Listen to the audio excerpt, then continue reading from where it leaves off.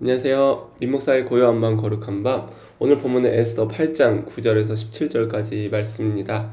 네, 외부에서 촬영하고 있어서 목소리가 좀 울려요. 그런데 양해해 주시고 또 같이 말씀 즐겁게 묵상했으면 좋겠습니다.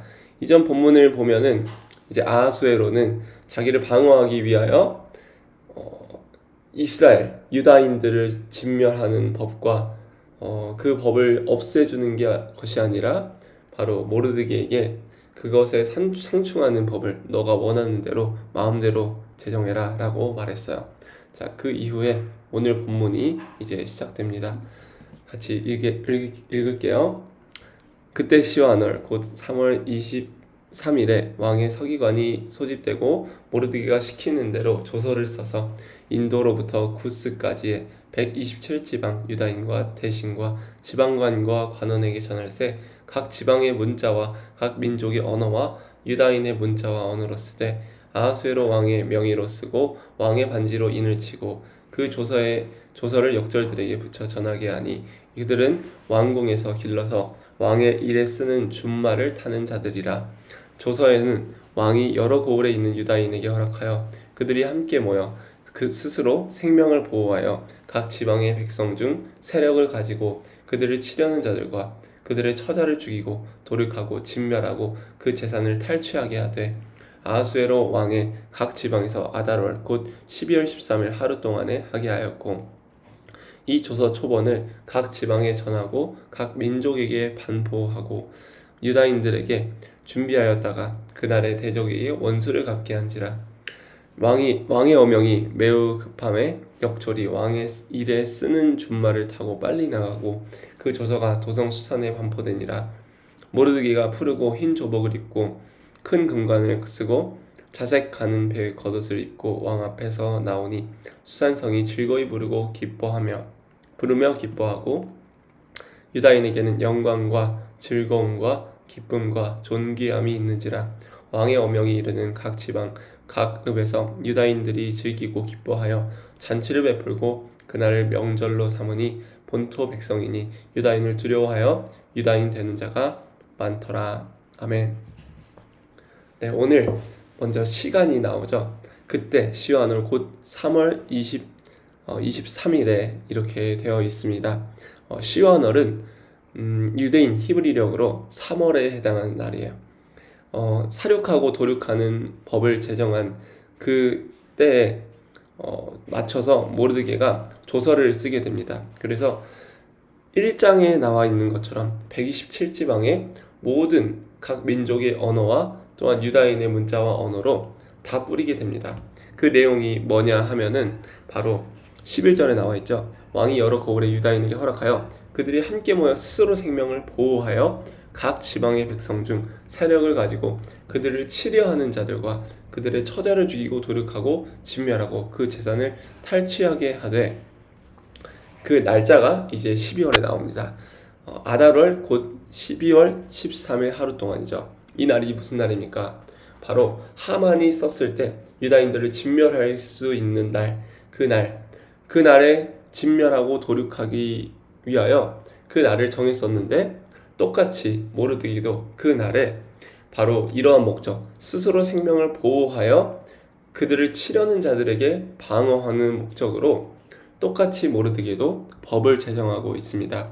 그래서 10절에 보니까 이 당시에는 뭐 SNS나 뉴스 이런 게 없다 보니까 왕의 어떤 의중을 결정하고 이것들을 빨리 퍼뜨리기 위해 준말을 타는 자들, 그러니까 왕의 이야기와 중심을 또 생각을 빨리 퍼뜨리기 위한 말을 타는 자들이 있었어요. 그 사람들에게 빨리 이 내용을 전파하도록 시킵니다. 자, 그렇게 해서 이제 이 모든 조서의 초본을 각 지방에 이제 13절 말씀 보면 전하게 되죠. 각 민족에게 또 반포합니다. 그래서 유다인들에게 준비하였다가 그날에게 대적에게 원수를 갚게 한지라. 여기서 이 대적에게 원수를 갚게 한다는 것은 그냥 유다인들 주변에 있는 수많은 사람들을 무자비하게 무차별적으로 공격하라는 말이 아니라 그 날에 조서가 하나 이미 있었으니 사륙하고 도륙하는 유다인을 죽이는 법이 있었으니 이것을 빌미로 공격하는 자들에게 방어하고 수비하기 위하여 그들을 죽여도 된다 라는 방법으로 그러한 내용을 가지고 얘기했던 거예요. 그래서 이 모든 내용이 하만의 법이 여전히 살아있고 또 모르드게의 법이 이 온 지방에 온 수산에 반포되었습니다. 자, 거기에 그렇게 반포되니까 이제 유다인들도 행복한 일들을 맞이하죠. 그래서 15절에서 17절까지는 그 모습이 나타나 있어요. 모르드게가 왕 앞에서 나오고 그때 수산성이 즐거이 부르며 기뻐합니다. 여기서 중요한 것이 유대인들만 기뻐했던 것이 아니라는 거예요. 수산성 모든 사람들이 즐거이 부르고 기뻐합니다. 그리고 특별히 유다인에게는 영광과 즐거움과 기쁨과 존귀함이 있는 거죠. 자, 그리하여서 17절 말씀을 보면 유다인이 되는 자가 많더라라고 합니다. 이거는 뭐 개종을 한다, 종교를 바꾼다 이런 말이기보단 페르시아 그 아하수에로 왕의 통치 아래에서 모르드게가 그 수많은 권력을 얻고 에스더도 권력을 얻으니 이제 이 정세 자체가 유다인들과 함께 가는 것이 좋겠다고 판단하는 사람들이 많아진 거예요. 그래서 유다인 되는 자가 많아졌다고 합니다. 자, 여기에 대한 결론, 이 결론에 대한 두 가지 상충되는 법이 있죠. 이 법에 대한 결론은 이제 9장에서부터 나오게 되는데 오늘 본문을 통해서 우리 두 가지 함께 적용해 보겠습니다. 첫 번째는 속물근성을 넘어서기예요. 여러분, 속물근성이 뭔가요? 이 C.S. 루이스는 자신의 책에서 연대기적 속물근성에 대해서 얘기를 했습니다. 그러니까 올바른 가치가 있음에도 불구하고 시대와 시류를 따라서 자신이 원하는 이득대로 또 어떤 정당이 원하는 이득대로 선택하는 것을 말합니다. 이게 바로 연대기적인 속물근성이에요. 자, 정치는 바로 선한 것이죠. 그 이유가 있습니다. 바로 창세기 1장 26절 27절에 이렇게 말씀하셨기 때문이에요. 하나님이 이르시되 우리의 형상을 따라 우리의 모양대로 우리가 사람을 만들고 그들로 바다의 물고기와 하늘의 새와 가축과 온 땅과 땅에 기는 모든 것을 다스리게 하자 하시고 하나님이 자기 형상 곧 하나님의 형상대로 사람을 창조하시되 남자와 여자를 창조하시고 라고 말씀하셨습니다.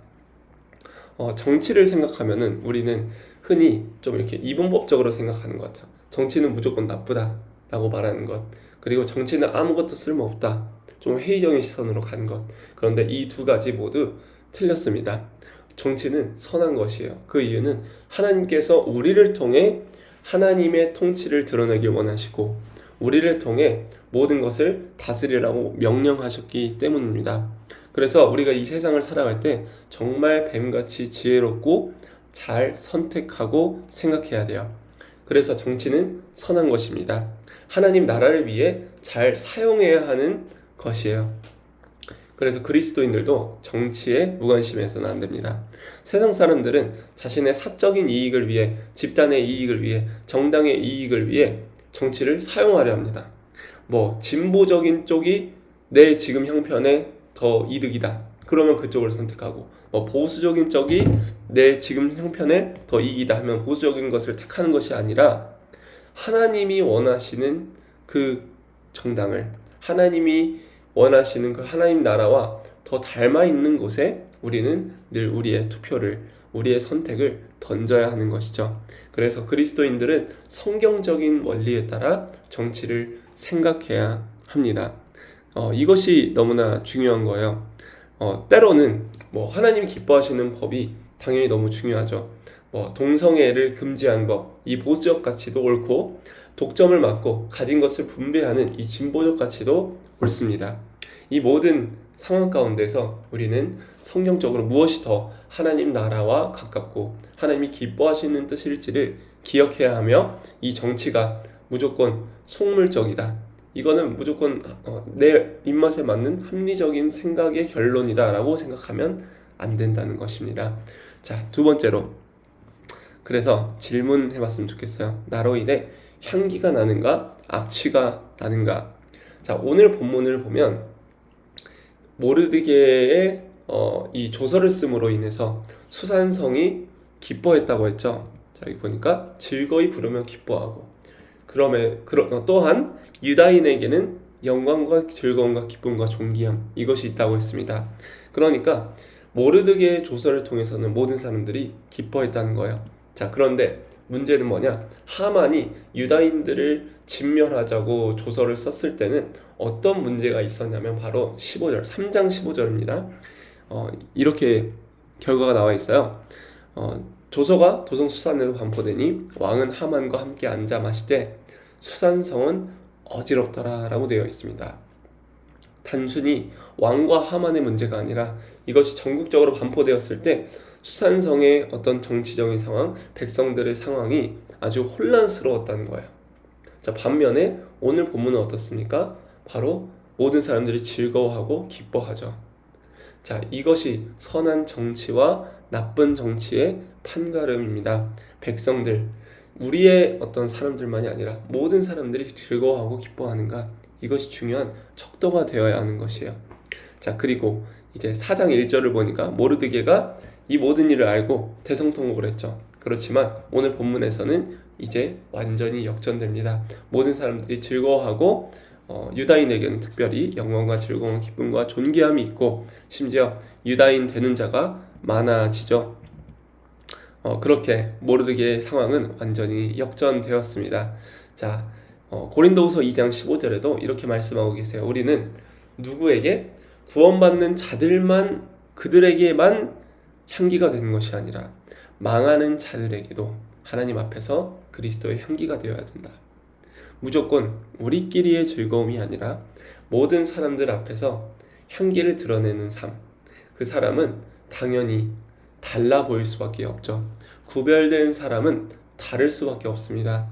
교회를 다니든 안 다니든 모든 사람들이 존경하고 모든 사람들이 바로 사람을 따르게 되는, 그리고 하나님을 알게 되는 일들이 나타난다라는 거예요. 자, 이 모든 역전 가운데 하나님은 일하십니다. 하만은 늘 자신의 옳음을 주장했고, 하지만 모르드게는 하나님의 옳음을 주장했어요. 그래서 나의 옳음이 강하면 누군가의 의견은 축소되기 마련입니다. 누군가는 할 말을 잃게 돼요.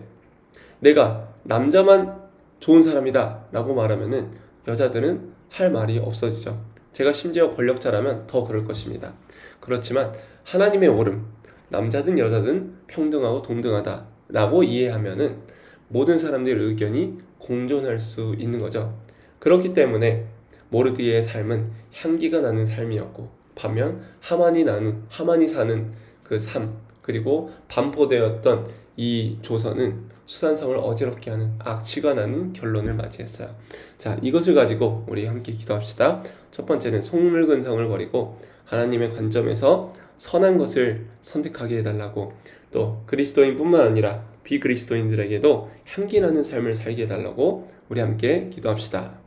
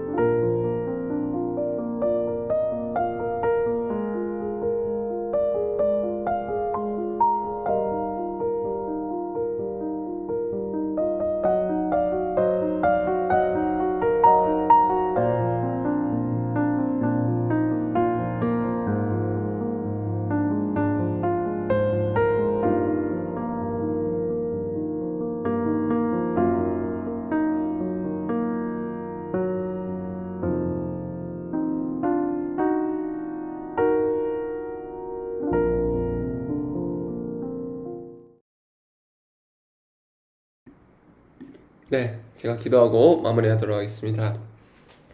거룩하신 하나님, 우리 주변에 있는 수많은 문제와 또한 사회적인 불이한 구조와 또한 자연의 이 모든 환경 속에서 하나님이 우리에게 허락하여 주신 이 정치를 통하여 주님의 나라와 주님의 뜻이 이루어지기를 원합니다.